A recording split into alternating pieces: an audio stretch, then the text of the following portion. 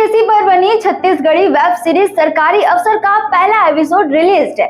N V entertainment के YouTube channel पर देख सकते हैं, इसका पहला एपिसोड रिलीज हो चुका है। नमस्ते, मैं सोनी और आप देख रहे हैं वयम छत्तीसगढ़।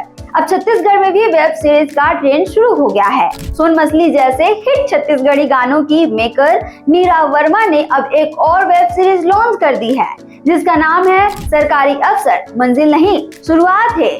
इसका पहला एपिसोड 13 जून को यानी आज एनवी एंटरटेनमेंट के यूट्यूब चैनल पर रिलीज हो चुका है। इसके पोस्टर सोशल मीडिया पर यूथ को काफी पसंद आ रहे हैं। ये सीरीज उन युवाओं की कहानी है जो सीजीपीएससी छत्तीसगढ़ लोक सेवा आयोग की तैयारी करने हर साल बिलासपुर के गांधी चौक पहुंचते हैं। गांधी चौक को छत्तीसगढ़ का मुखर्जी नगर भी कहा जाता है। इस कहानी में 4 अलग अलग किरदार हैं जो अपनी जिंदगी में एक ही सपना लेकर चलते हैं, सरकारी अफसर बनना।